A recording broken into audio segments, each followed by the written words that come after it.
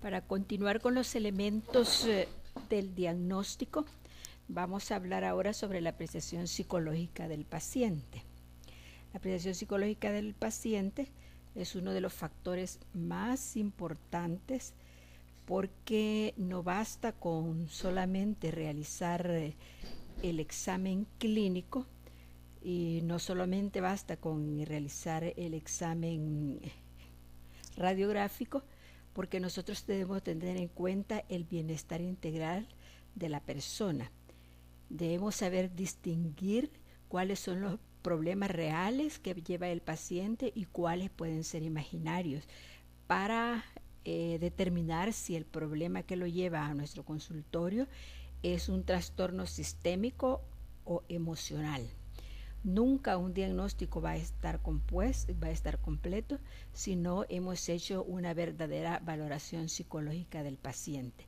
Por supuesto, esto nos va a ayudar a entender mejor cuál es la problemática que nuestro paciente presenta.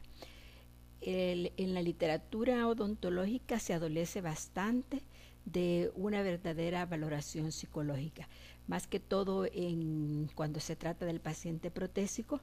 Algunos especialistas, odontólogos y también especialistas en salud mental han hablado de algunas clasificaciones. El caso es el de House, quien clasificó a los pacientes de acuerdo con sus actitudes mentales. Y él los clasificó como filosófico, el paciente exigente, otra categoría el paciente indiferente y otra el paciente histérico. ¿A qué se refería cuando hablaba de estas categorías?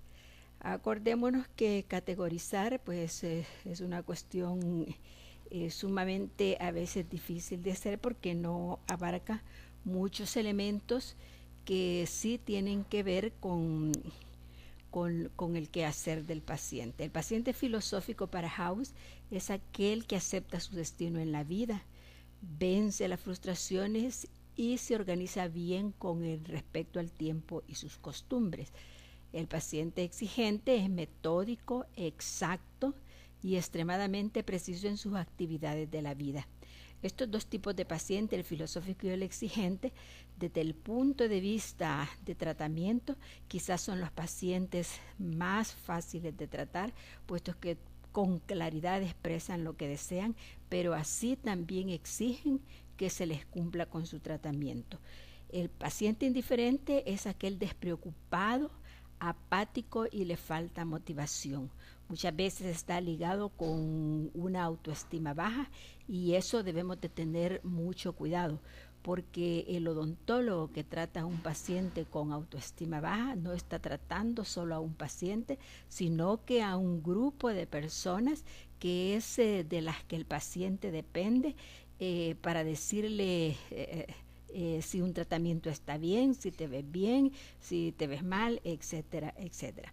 El paciente indiferente es aquel que casi siempre deja todo en manos del odontólogo y nosotros lo que tenemos que tratar es de hacer lo que sea un paciente, un colaborador terapeuta, porque si no al final también es el que, pues así como le dejó todo al paciente, al final le deja la responsabilidad en cualquier error al odontólogo.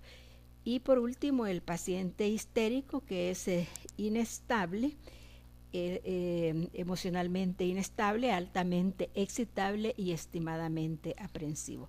Estos dos últimos tipos, según House, pues en la consulta odontológica son los más difíciles de tratar.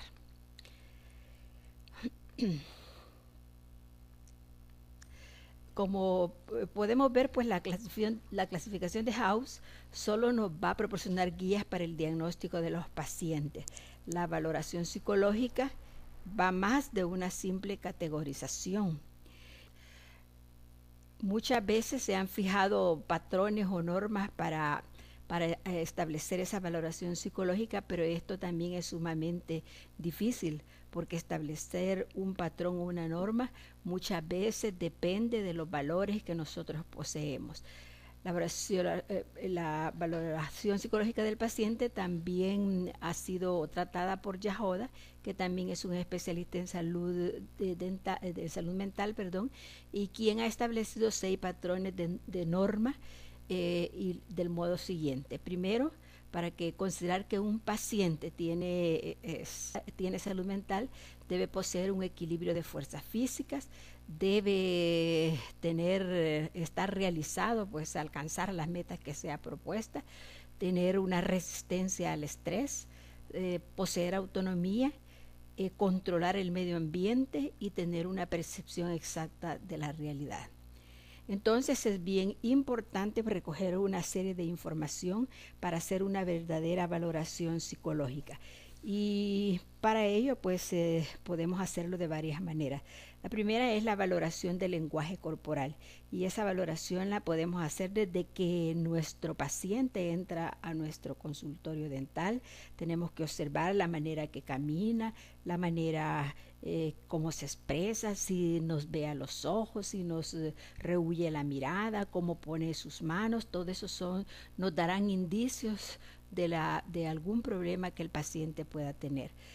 Otro medio es las técnicas de comunicación y entrevistas. Para esto pues hay muchas guías para realizar esas entrevistas, y en la otra pues que es la combinación de esos dos métodos, es decir, la observación más las guías de entrevista que pues uno va llenando. Desde el tratamiento hay que tener un medio para recoger la información.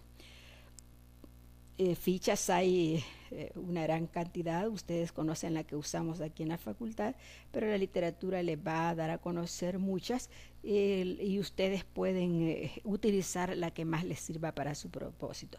Después vamos a hacer el examen clínico exacto del paciente, o sea, examen de tejidos blandos y tejidos duros. Y por último vamos a hacer el juicio clínico o fase diagnóstica. Es cuando todos nosotros ponemos a caminar, por decir así, nuestra maquinaria mental para unir todos los signos y síntomas que el paciente nos ha dictado y hacer una verdadera valoración. Antes se medía prácticamente el éxito en la asistencia a la salud oral. Se decía que un profesional con una gran destreza y tener conocimiento, pues el resultado iba a ser una asistencia con éxito. Posteriormente se ha comprobado que sí, esos dos elementos son importantes, pero también esto potenciado, multiplicado por la relación del doctor con el paciente, más la personalidad del mismo paciente y la motivación que éste lleva, es lo que verdaderamente nos conduce al éxito o al fracaso. Cuando nosotros tenemos a nuestro paciente, primero nosotros deberíamos de hacernos varias preguntas. Y la primera sería que si poseemos de veras las habilidades necesarias para tratar a ese paciente. Al final de todo tratamiento no somos nosotros quienes vamos a decir que nuestro tratamiento ha sido un éxito, va a ser el paciente quien va a hacer esa medición. Decíamos desde el principio, porque nosotros vamos a evaluar todos los factores para que se dé ese tratamiento con éxito, pero la aceptación quizás psicológica es la más importante y es la más completa. Es importante entonces que nosotros como profesionales nos demos cuenta si verdaderamente podemos tratar a ese paciente. Otra pregunta que tenemos que respondernos es que si vamos a tener la capacidad de ganarnos la fe y la confianza del paciente.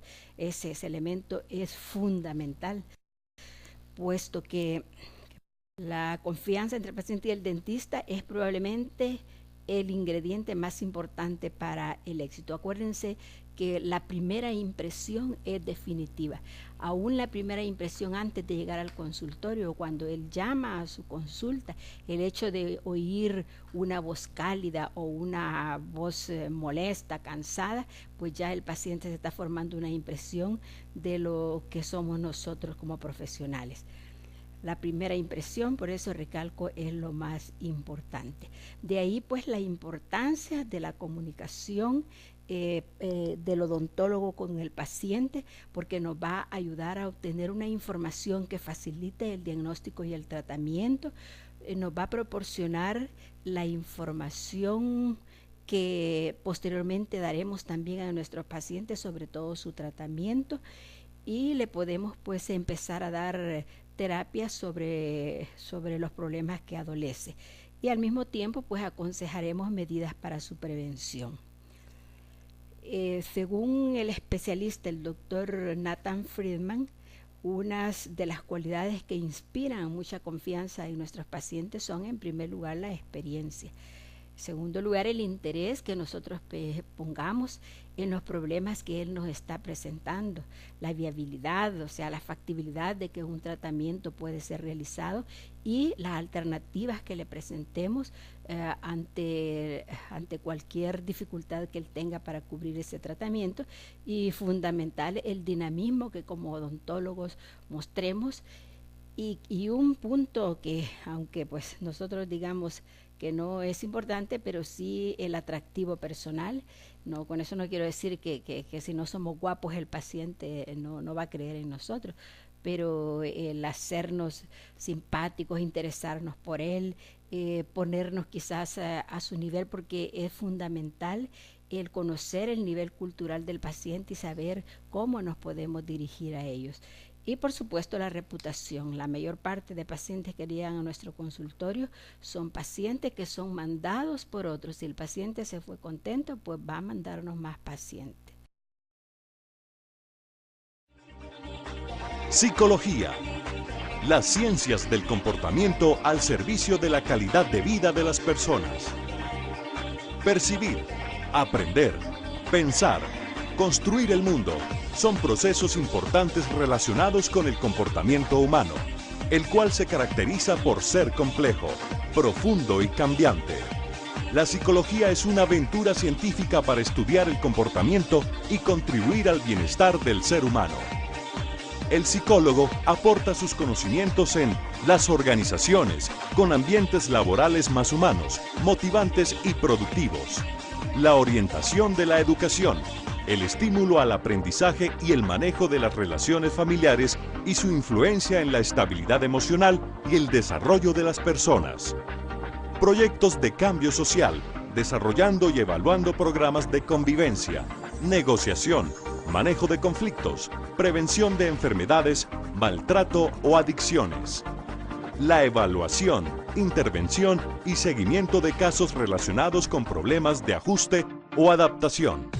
Investigando y desarrollando respuestas a problemáticas de la conducta individual como los trastornos emocionales y afectivos, o del comportamiento grupal como los conflictos de familia, pareja, trabajo, estudio o de la